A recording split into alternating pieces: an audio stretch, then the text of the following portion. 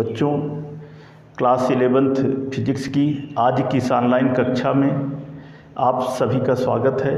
जैसे कि आप लोग इस समय चैप्टर द्रवों के प्रवाह के बारे में पढ़ रहे हैं और इस चैप्टर से संबंधित जो टॉपिक है वह बर्नौली की प्रमेय के अनुप्रयोग, इसी के बारे में इस समय हम आपको बता रहे हैं। इसके ठीक पहले की वीडियो में बर्नौली की प्रमेय के अनुप्रयोग से संबंधित टॉपिक जैसे वेंचुरी मीटर, बुनसन बर्नर, कणित अथवा एटोमाइजर, फिल्टर पंप, हवाई जहाज़ के पंखों की आकृति, इन सब टॉपिकों के बारे में इसके ठीक पहले की वीडियो में हम आप लोगों को बता चुके हैं। तो इसी क्रम में आज का जो छठा अनुप्रयोग है बर्नौली की प्रमेय का, वह है फव्वारे पर टिकी गेंद। जब फव्वारे के ऊपर सेलुलाइड की हल्की गेंद जो है जब छोड़ देते हैं तो वह फव्वारे की धार पर टिकी रहती है।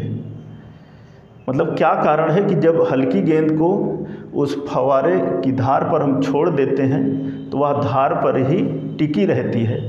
इसका कारण यह है कि जब फव्वारे से जल की धाराएं जो हैं खूब तेज़ी के साथ ऊपर की ओर उठती हैं, तब इन धाराओं के आसपास वायु का जो दाब है वह कम हो जाता है, क्योंकि जल की धाराओं का वेग अधिक होने के कारण बर्नौली की प्रमेय के अनुसार जहाँ वेग अधिक होता है वहाँ पर दाब कम हो जाता है।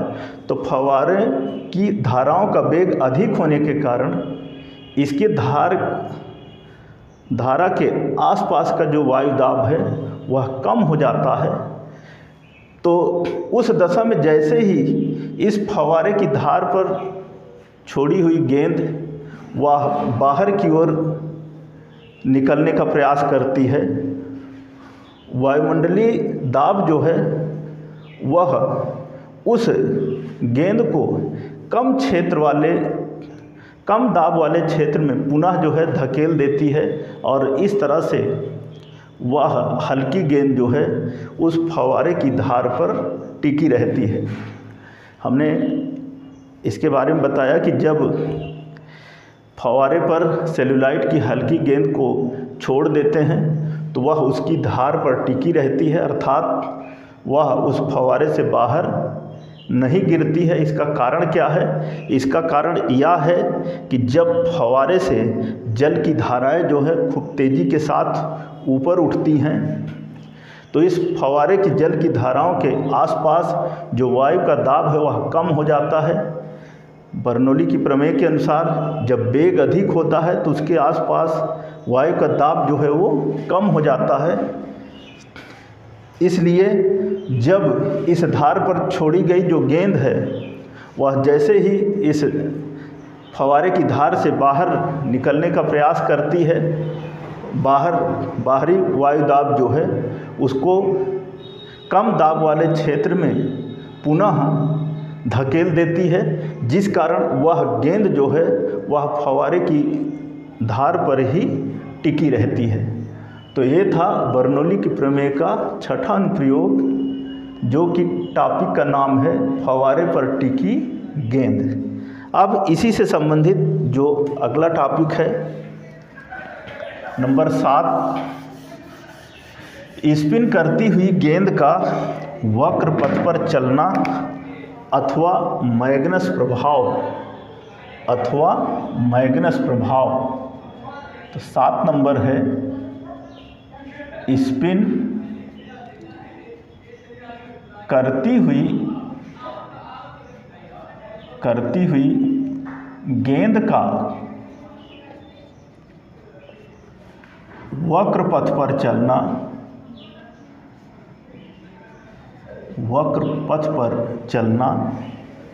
या चाहे वक्राकार पथ पर चलना कह सकते हैं, वक्र पथ पर चलना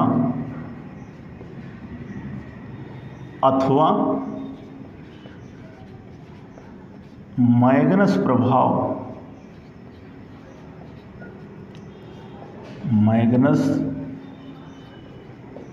प्रभाव।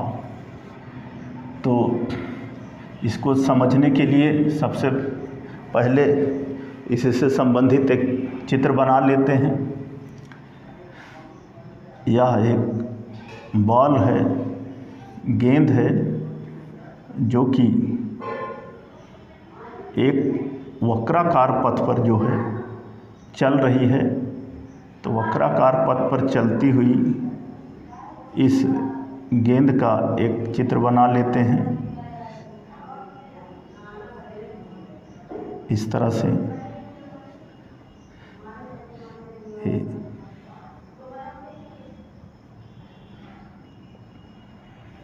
ये आपकी बॉल है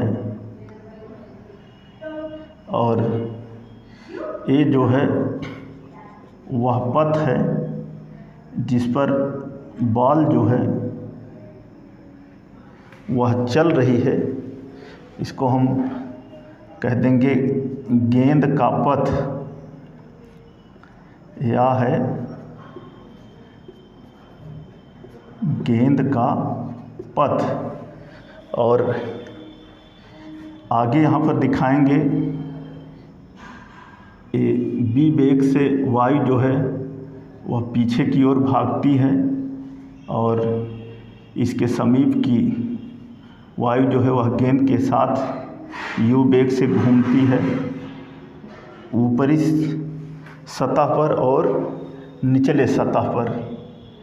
यहाँ निचले सतह पर भी बी वेग से नीचे की ओर भागती है और यू वेग से जो है वह गेंद के साथ साथ घूमती है।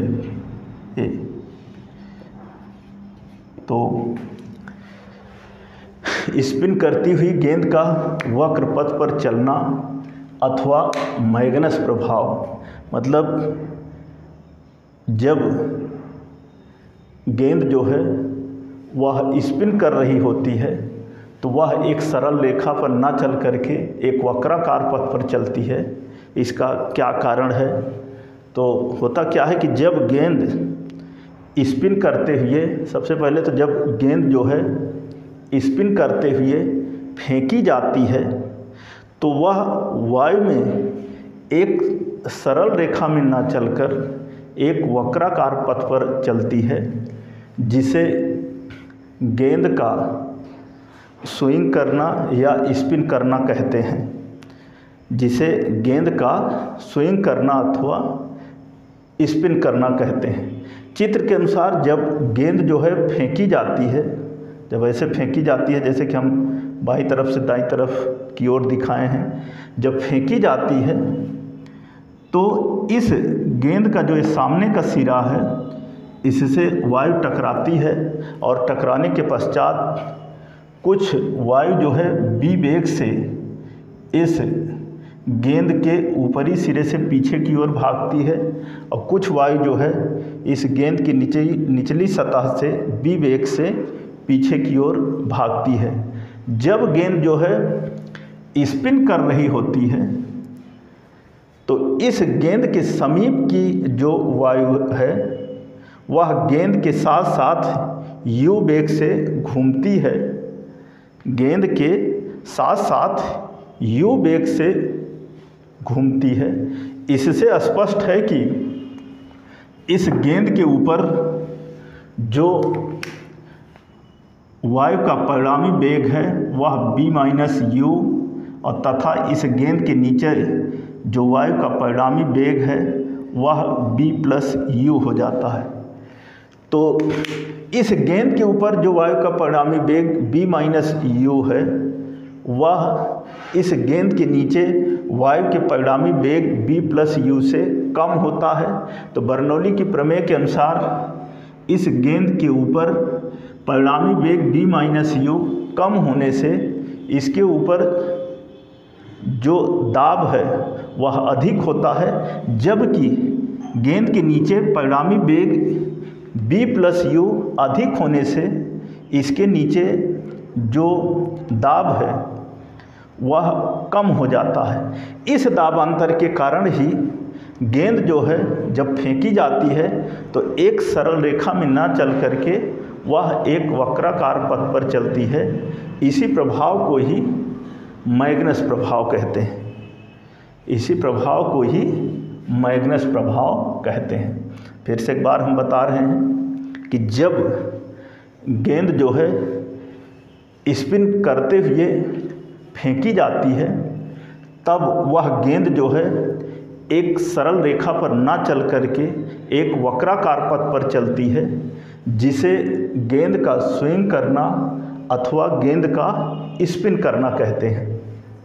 चित्र के अनुसार जब गेंद जो है आगे की ओर फेंकी जाती है, तो इस गेंद के इस सामने वाले सिरे से टकराने वाली वायु जो है वह दो भागों में बट करके वायु का कुछ भाग बी वेग से पीछे की ओर इस गेंद की ऊपरी सतह से पीछे की ओर भागती है, जबकि वायु का कुछ भाग जो है वह बी वेग से इस गेंद के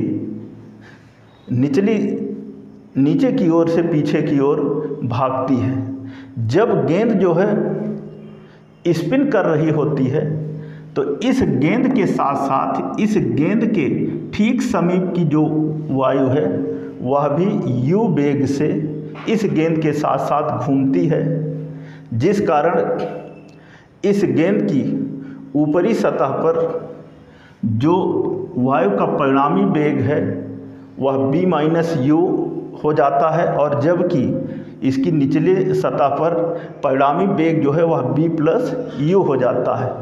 ऊपरी सतह पर परिणामी वेग b माइनस यू कम होने के कारण बर्नौली की प्रमेय के अनुसार इसकी ऊपरी सतह पर जो दाब है वह अधिक हो जाता है, जबकि निचली सतह पर परिणामी वेग अधिक होने से जो दाब है वो कम हो जाता है। इसी दाबांतर के कारण ही गेंद जो है जब फेंकी जाती है तो एक सरल रेखा में न चल करके वो एक वक्राकार पथ पर चलती है।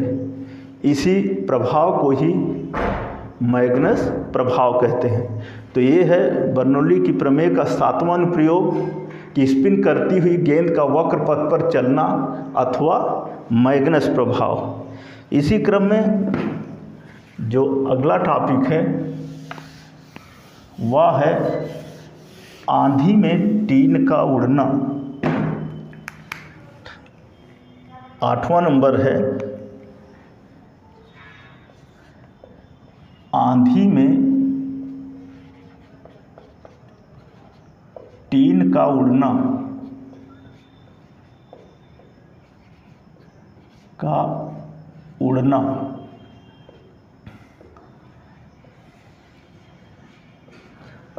होता क्या है कि जैसे कि आप लोग देखे भी होंगे कि जब खूब तेज़ी के साथ हवा चलती है, आंधी चलती है, तो कोई कोई टीन देखा गया है वह उड़ जाती है।